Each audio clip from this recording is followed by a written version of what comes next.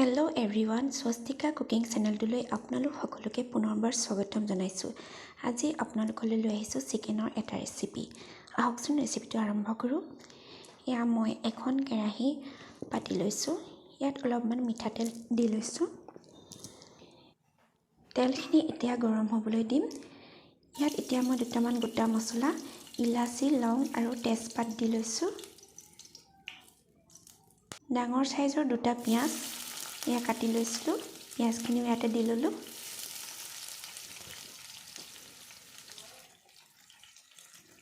এতিয়া পিঁয়াজখিনি মই ভালদৰে ৰঙচুৱা হোৱালৈকে ভাজি ল'ম।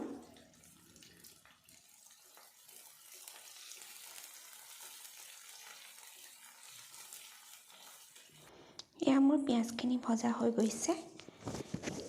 এতিয়া মই ইয়াত চিকেনখিনি দি ল'ম। এইখিনি মই ব্ৰইলাৰ মাংস লৈছোঁ।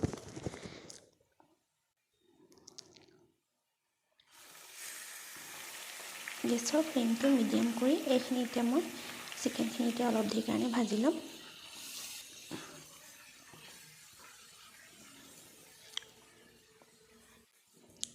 এতিয়া মই ডাঙৰ চামুচেৰে 2 চামুচ ইয়াত আদা নহৰু বটা দি লৈছোঁ।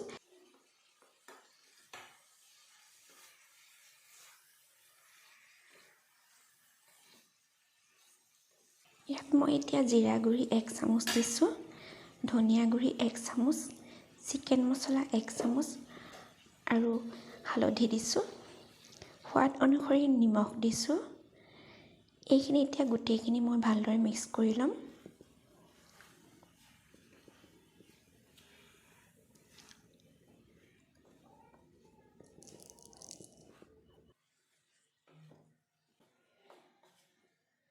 মই এতিয়া ঢাকনখন দি দিছোঁ আৰু কমেও 10 মিনিটমানৰ কাৰণে এইখিনি মই ফ্ৰাই কৰি ল'লোঁ। এয়া 10 মিনিটৰ পিছত দেখাইছোঁ চাওক। আকৌ এবাৰ মই মাংসখিনি লৰাই দিছোঁ। চিকেনখিনিত মই আকৌ 10 মিনিটমানৰ কাৰণে ঢাকনি লগাই দিছোঁ।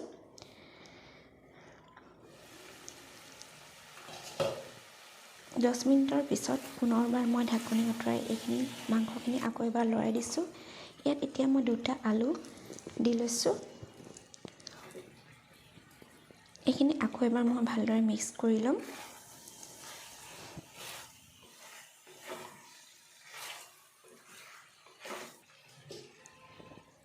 চিকেনখিনিত পুনৰবাৰ ঢাকন লগাই মই কমেও 20 মিনিটমানৰ কাৰণে ৰাখি থ'ম।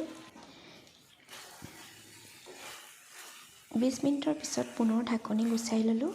ইয়াত এতিয়া মই বিলাহীখিনি দি ল'ম। ইয়াত মই 2টা বিলাহী কাটি লৈছোঁ। এমুঠি মই পালেং দি লৈছোঁ। এতিয়া মই এইখিনি ভালদৰে মিক্স কৰি দিম।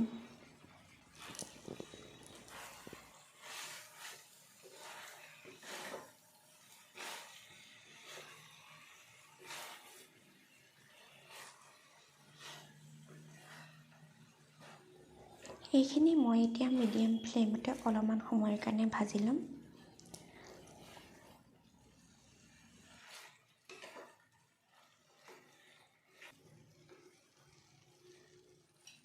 অলপ সময়ৰ পিছত দেখাইছোঁ চিকেনখিনি প্ৰায় ভজা হৈ গৈছে।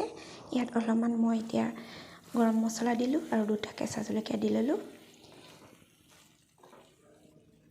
ইয়াত এতিয়া মই অকণমান গৰম পানী দি লৈছোঁ।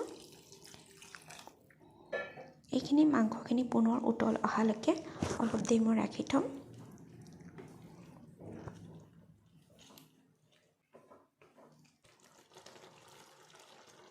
এতিয়া মই ঢাকনি লগাই দিছোঁ আৰু কমেও 10 মিনিটমানৰ কাৰণে এইখিনি মই ৰাখি দিম। এয়া 10 মিনিটৰ পিছত চাওক চিকেনখিনি প্ৰায় হৈ গ'ল।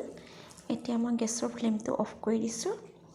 চিকেনৰ এই ৰেচিপিটো চাই যদি ভাল লাগিলে তেতিয়াহ'লে প্লিজ লাইক, কমেণ্ট আৰু ছাবস্ক্ৰাইব কৰি দিব। আজিলৈ আহোঁ, বাই বাই।